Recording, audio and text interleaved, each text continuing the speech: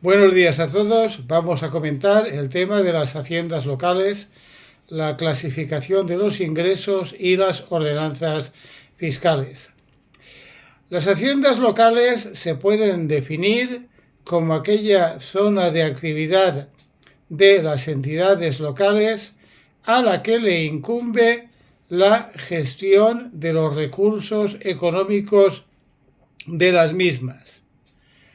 Entidades locales, recordamos que son ayuntamientos, diputaciones, cabildos en el caso de Canarias o el consejos insulares en el caso de las Islas Baleares, y la palabra hacienda es una palabra que nos remite a aquello que integra el conjunto de recursos de que alguien, una persona física o un ente, dispone para atender a sus necesidades.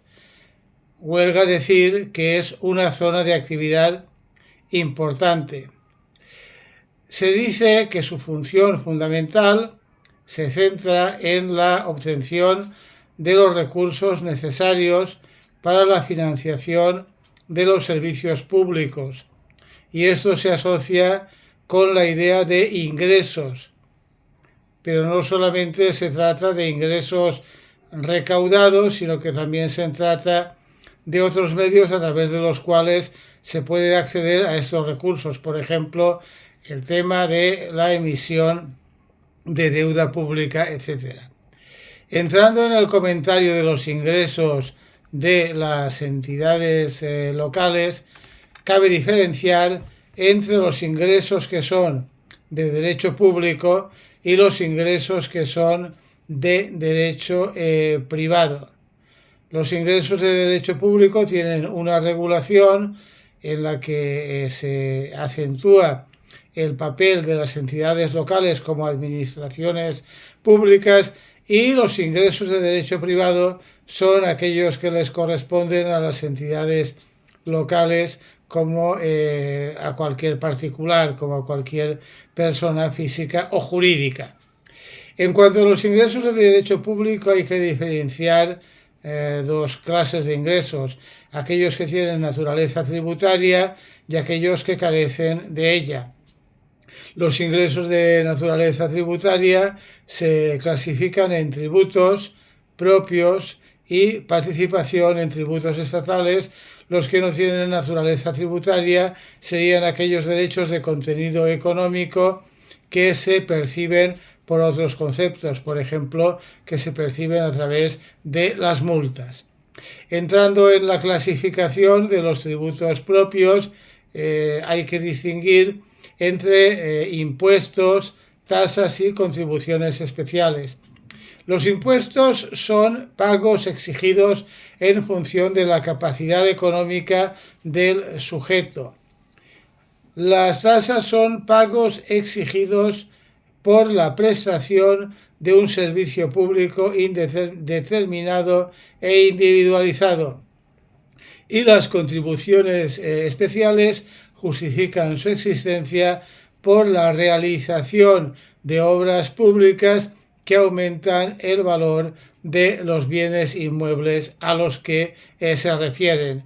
En cuanto a la participación en los tributos estatales, hemos de decir que a ellos corresponde una parte en función de criterios legales que asignan a cada municipio una proporción, una cierta cantidad en razón de sus habitantes y otras cargas poblacionales. Los ingresos de derecho privado son los clásicos: los rendimientos del patrimonio que provienen de la explotación de bienes inmuebles, inversiones financieras, etc. La enajenación de bienes proporciona ingresos por la venta de bienes inmuebles o venta de bienes muebles, y las donaciones y legados, que son contribuciones voluntarias que vienen de estos orígenes, vienen o bien de la donación o vienen a través de la herencia mediante el legado, o incluso en ciertos supuestos mediante la atribución al ayuntamiento de la condición de heredero. Hablamos ahora de las ordenanzas fiscales. Las ordenanzas fiscales son ordenanzas, es decir, son disposiciones reglamentarias aprobadas por el Pleno de una entidad local. Son normas locales que en este caso, en el ámbito de lo fiscal, lo que hacen es desarrollar la normativa estatal, fundamentalmente en materia tributaria, por ejemplo, desarrollando aquellos aspectos que la Ley de Haciendas Locales del año 2004 concede en el ámbito de impuestos tales como el IBI o el IAE.